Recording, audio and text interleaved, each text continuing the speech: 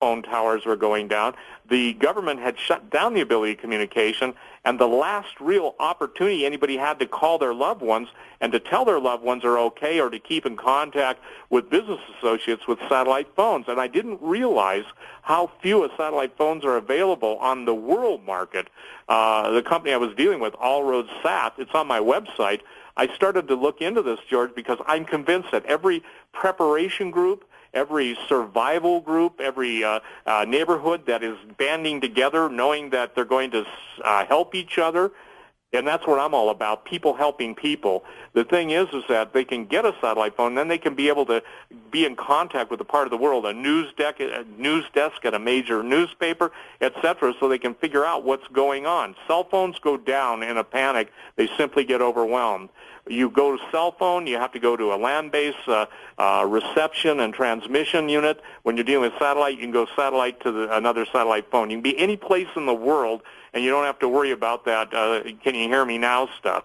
And so I would just encourage people that have groups to go to my website, see the link to All Roads Sat, and contact those guys because they're amazing people. They're the ones that will send hundreds and hundreds of phones, whether it's to Katrina or to Haiti, when people absolutely have no communication. And as sophisticated as emergency and preparedness people were, if it wasn't for the satellite phone providers like Allroad, these guys wouldn't even have the ability to contact their own hierarchy. They overlook the obvious, and communication is critical.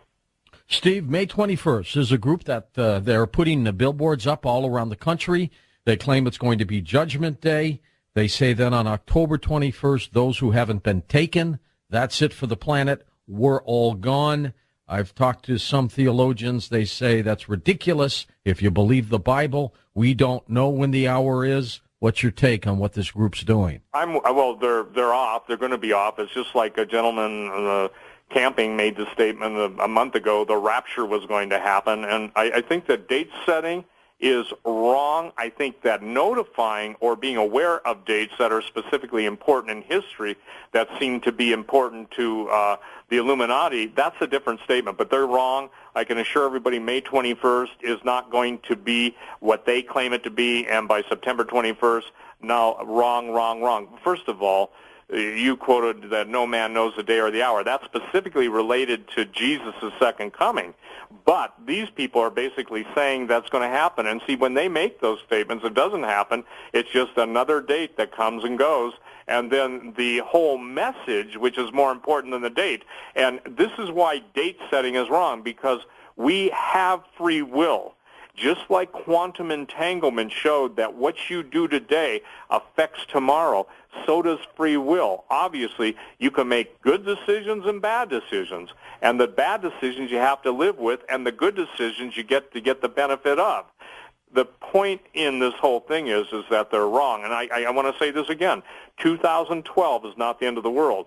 But we're going to see what I believe is going to be the most perilous period, known as the Great Tribulation, starting in 2012. Dave Flynn, and he's a marvelous intellect, and Tom Horn. And by the way, that spot you play in the background of Tom Horn's interview, that's probably one of the most succinct statements talking about what's getting ready to come down the pike. I cannot say it any clearer than he can. But what Dave Flynn was able to do is to see the timeline, and this is simplifying some of the most amazing, almost Newtonian physics and Newtonian history. Most people don't realize this, that Sir Isaac Newton, whether you think this or that about him, he was considered one of the brightest men, if not the brightest man in history. And he knew there was a sequence in the Bible that would tell the final countdown period of 42 months. Countdown period meaning, obviously, the Battle of Armageddon and the return of Jesus. So there are people setting all these dates, and I think that they've got a lot to learn that, it's counterproductive, and it keeps them then in a perpetual state of disappointment when those dates come and go. Well, there's no question. So as far as now, not to worry, right? Nope. Well, I think that we have to worry about the other issues, and the other issues are what's unfolding before our eyes. For instance, and I mentioned this, we now are seeing nations no longer buying U.S. debt. We're seeing one functionary of our government basically borrowing more money, and you probably saw the headline on Matt Drudge today, we're spending 8 times the amount of money we're making. Out of sight. And the numbers are truly astronomical. There are some people that claim the national debt, and these are smart people. These are not flaky guys who are just setting dates or pulling stuff out of their hat, but they're saying it's $200 trillion. To put that into perspective, that's about 15 to 18 years gross national product. So at some point, money has to be changed. We have to have a new currency, and then we're hearing about the bank core. The bank core is going to be an international currency, i.e. a one-world currency. And, you know, it's fascinating, George. This group of men that met, that I was the topic of conversation, I guess you would call them on the other side, but they said it must be frustrating for him to know the future and have so few people believe him. Now, obviously, I understand what they're saying there, but the thing that I'm trying to say here today, for instance, if you get involved, like when you paid the ladies' rent or whatever you did that time, and I put up on my website the testimonies of people. Hold on for a sec, Steve. We'll come right back.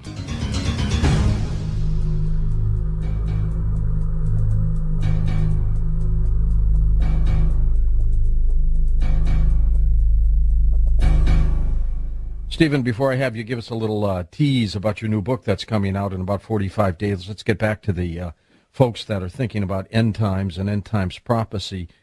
The event will happen eventually. It's just not going to happen right now. Is that correct? Well, no, what I'm saying is forgive me, I'm talking about this. I was addressing the specific question about May 21st and September 21st. But I think what people need to know, just a couple things, George. For instance, this week, a military unit that was supposed to leave Fort Riley, Kansas, and go to the New Madrid national-level exercise in May has already left for that area, and their purported purview is for checkpoints on highways and other martial law duties in correlation with FEMA and NORTHCOM type scenarios. Look, the military, you know this. You've been in the military. They got scenarios for everything, okay? They've got plans upon plans upon plans. Now, also at Fort Indian Town Gap, some units have already been alerted and trained for a near future martial law, and their area of operations is to be on parts of the East Coast. So we're hearing all these different reports coming in, and then Doug Hagman, I think I sent you that email. I know I did, yeah. And obviously, here's what I want to share with people. When I put an alert up, this is to say this is what I'm hearing. I can't always validate, or I don't have $1 billion intelligence budget, but I do talk to people who basically can't make the statement that's above my pay grade. That usually means you're talking to someone that he's got to get authorization from somebody above. But when people are volunteering the information, and I can get multiple confirmations by different people unknown to each other, this isn't something I sit around and fantasize over. What this is trying to get people to actively keep their eyes open. So if we know, for instance, that the New Madrid is going to obviously go, and I believe Ed Dames was telling you specifically that he saw it happening, pretty much this year, and that the Mississippi River north of St. Louis will change course and run right through it, and then also that the solar flares, and what was the story today, that obviously the ozone has depleted beyond anything that's ever been recorded, i.e. a solar flare, no ozone. Ozone is a protective barrier. You can see literally where the solar quote-unquote kill shot, it's not going to kill everybody, but there's a time when people have to recognize that this world, it is a-changing, and obviously if the military is preparing for the implementation of martial law, I maintain it's going to be so devastating and that it's even beyond their computer projections. Now, saying that, I would think that the people that run the nuclear power plants along the New Madrid should basically be taking super precautions, and obviously having, if they're shipping pumper trucks to Japan to take care of a meltdown caused by an earthquake, maybe we ought to consider having a few of those around ourselves. But again, I believe that if you look at the Navy's map, and the Navy's map, you can just you can type in a Google search a Navy map Earth change, and it'll be right there. The thing is that we're talking about some extreme events taking place and the loss of a lot of lives. Now, it's interesting that the Bible, obviously people always attack its credibility, and this was written by this guy, that that guy, but the word of the Lord is that he taketh the wicked in their own devices. And that word device is interesting because when you look at it in ancient Hebrew, and Hebrew has multiple meanings and specific words that are so defined, it's fascinating that it basically means that which has been made with their own hands in opposition to God. Well, people don't realize this, but the devil, the fallen angels, and the Luciferians literally believe that they're going to fight the battle of Armageddon, and this is what prophecy teaches, against God and prevail. So that's what everything's getting set up for. That's why they're going to their deep underground military bases, and I think that it behooves people, even if they say, well, I don't believe that stuff, to at least acknowledge it. Acknowledge it's different than believing it, and then see as it begins to play out. And this is something that I think is critical to everybody, is that they recognize that everything they've taken for granted, it's like a relationship. When you start taking a relationship for granted, that's when a lot of times there's problems. Instead of being grateful, we become so many times critical and bitter. So the point is that instead of becoming critical and bitter over these things, somebody once gave me a little cliche, but it's a good one. You either have a chance to be bitter or better, and let's take the better. And that's what I was trying to say earlier, that I've been blessed to have some amazing readers and listeners that have taken up the cause of the veterans and have taken up the cause of the single moms and the widows and orphans, and that does my heart good. That's why I continue with my website, because I know enough stuff that's coming down, and people have begged me not to quit. And, sometimes, George, I got to be blunt with you. I admire you that you do this night after night after night, and that you put your heart into it, and it's 4 hours, and I simply can't do it anymore. But it's a lot of work. It's a lot of work. Art couldn't do it. I mean, it broke him down after time. And I got to be honest with you, I had to step away because I was in the bitter category, and I really had to do some soul searching and realize that, look, nobody likes to be mocked, okay? It goes with the territory. I understand that.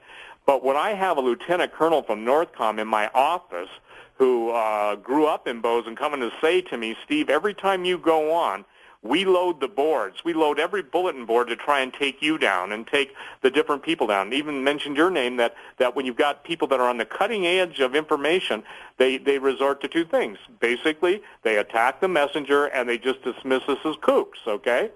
And you've lived with that long enough on talk radio to know that. But as time proves us right, and the events can no longer be dismissed or negated or marginalized, then people have to deal with the information, and all we're trying to do is give them a heads up to deal with it ahead of time so they're not overtaken and overwhelmed when the events happen. Stephen, let's talk a little bit about your book that's coming out. I want to get you back for a full